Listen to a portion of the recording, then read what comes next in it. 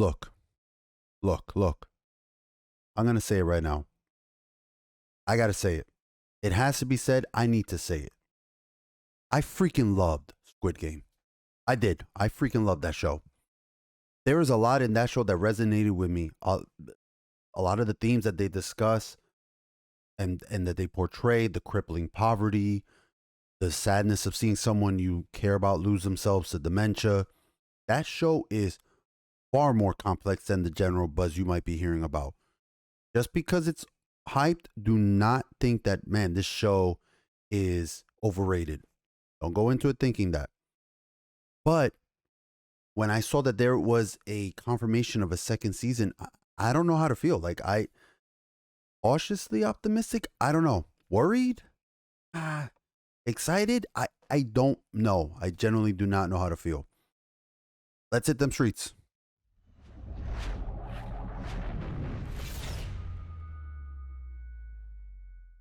How's it going, everyone? It's your boy Jose, aka the TheNYCGeek, aka TNG, aka the guy who really wants to have a quick talk with you all. This is one of the reasons why I love creating YouTube videos. I get to record my thoughts, my opinions, share them with you all, and hopefully discuss them with you guys in the comments and whatnot. I love that. I love it. It's one of the reasons why I enjoy streaming on Twitch, because of the interactivity with the community there, and I want to have such a thing here as well. So I want to tell you first off, I am unabashedly a massive Squid Game fan. I love it. Now heads up.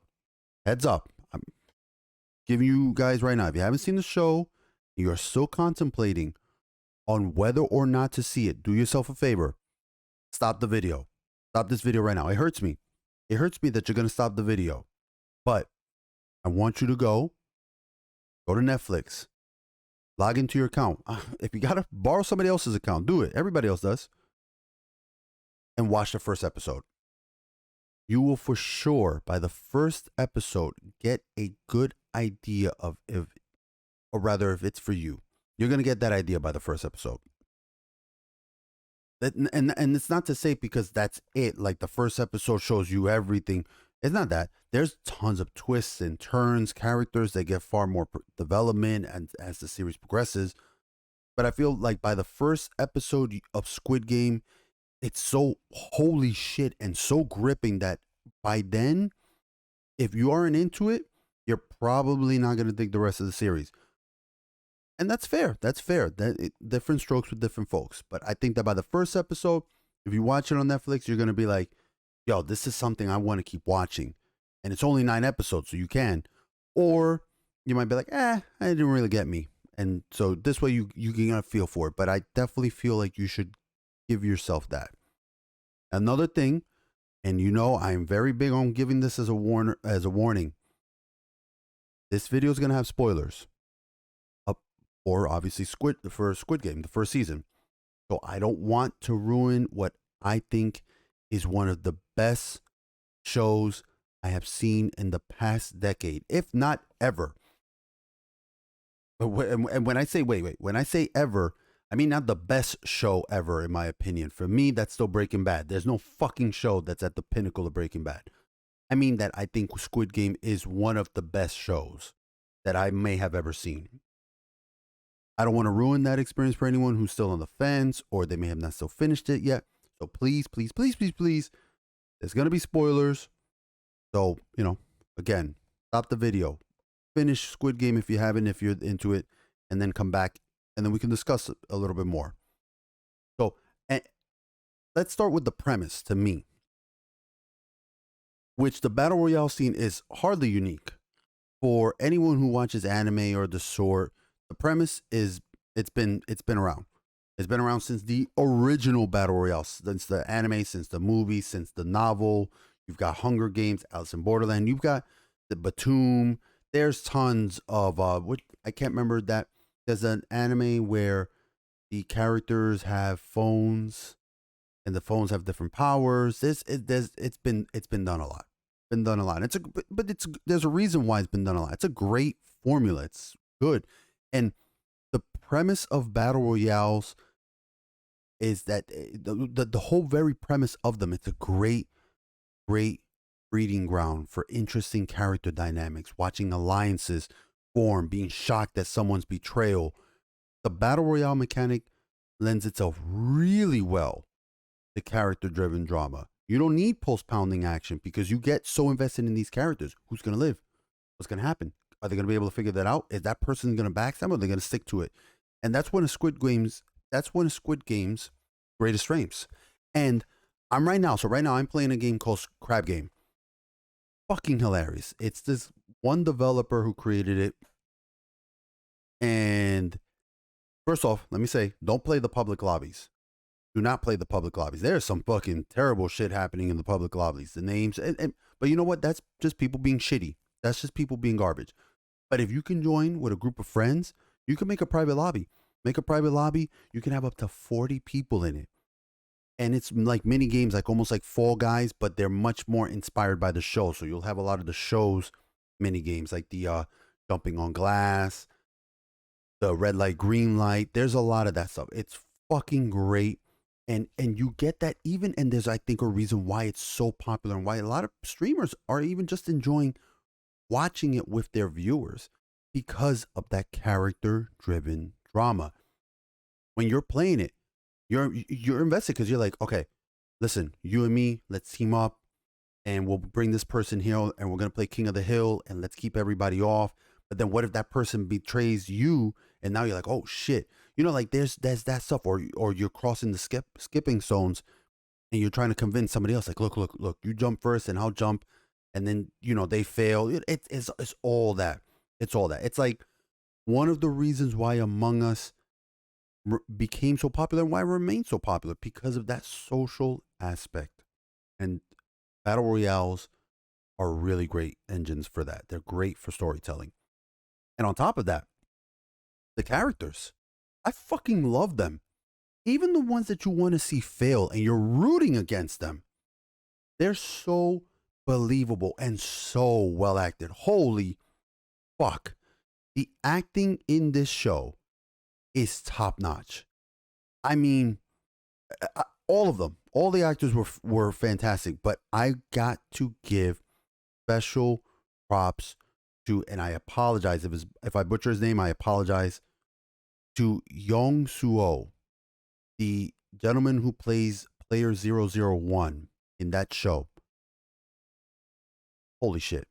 I'm not ashamed to say, I'm not ashamed to say, in episode 6, I fucking bawled. I was in the middle of Penn Station watching that on my phone and I started crying because he portrays in that particular episode someone losing their minds. And I've personally struggled with a few people I love in the grips of Alzheimer's and dementia, and watching that person no longer recognize you, seeing their memories, you know, leave them and whatnot. That is one of the most fucking heartrending things that you can ever experience.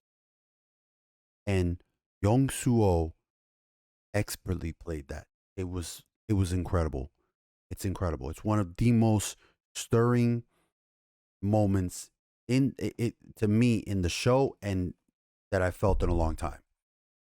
And the setting, the narrative, the characters, all of it's so fucking great. It's great.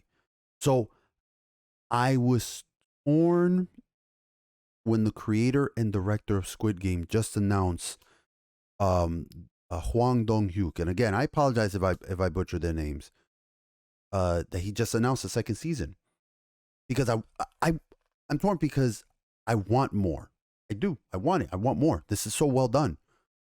I just want it done well. I don't want it to feel like a cash grab, and I'm cautiously optimistic because I really feel like this creator isn't trying to put themselves on some strict deadline. Like they're not saying like, yeah, you know what, we're gonna have another Squid Games and it'll come out next year, or maybe we'll do it yearly. No. They're like, it'll get done when it gets done. And that's a good way to look at it. That is a good way to look at it. Within reason. You don't want to fucking be George Martin and take 17 years to fucking write a book either. That's ridiculous. That's the other end of it being terrible. But I think that the creator, the director, Hwang Dong-hyuk, he's gonna take it as serious as it needs to be. It took him, I think, a while to work on this one, and I don't think it'll take him as long because he might get more help this time. but I think he's going to do everything he can to keep the integrity of the property. And to be fair, the show ended in a way that left several doors open to walk through for a second season. It did. Not just for the main character Gi-hoon, obviously, though he's going to be a big part of it. I think what we're going to get is we got a big clue in what Hwang said. He said that, and this is important. I think he said Gi-hoon will come back and he will do something for the world. I think that we're going to get revealed. I think that they're going to show that these games aren't just a Korean thing. I think there's similar Squid Games happening across the whole world, across the globe. That these fucking twisted games are all over, and that the level of corruption is far higher than just a couple of rich people with too much money on their hands. I think we're going to see that it's the rich, police, the government. There has to be something that's helping this stay secret for so many years, you know? And for me, that lends itself well to a second season, because part of what got people so attached to it was watching these characters and who they're rooting for during the game. So I think we're gonna get that more of, not just in Korea, rather. And like I said, battle royales are a fantastic engine to really get people invested in, in characters in a short time. So I think the second season's gonna follow maybe another game or two simultaneously. Maybe one here in Korea, maybe another one in America. Even if we don't see, a lot of it, I think that's what we're gonna get. I think we're gonna get little bits like that, and we're gonna get. It's not gonna be Gi-hun in the back, in the forefront. I think he's gonna be there. He's gonna have a big role, but I think it's gonna be more of an investigation background type thing with probably the police officer Jun Ho, who we saw him getting shot, but we never saw the body. And if anything in the show has shown us, you got to see the body. You got to see the body. Because if you ain't seen no body in this, that person might still be alive. Like what happens in episode 6. So I am optimistic, cautiously optimistic for the second season. I hope that it takes time. I want him to, sit there and really, piece it out and write the narrative as tightly as he did with this. So, as important as always, I ask you guys to leave comments. What do you guys think? What do you guys think? I want to know what your opinions are, not just of the show, but where you think they're going to go next. What are we going to see? Are we going to go with what I said? Like we're going to get, different Squid Games from different continents, or what are some of the theories that you guys are proposing? Do you think that Hwang Jun-ho, the cop, think he's dead? Do you think his brother is going to get involved in it? The foreman? Like, there's a lot of things. Are we going to get a time jump? Is this going to be something that second season takes place 5 years after? And Gi-hoon has been working all these years to try to, unravel how far this goes, how far the corruption goes. There's a lot. I really, really would love to hear from you guys in the comments. So please leave a comment. As always, if you're enjoying the content, hit that subscribe button, leave a like. It means a lot. It helps the channel grow. I love interacting with all of you.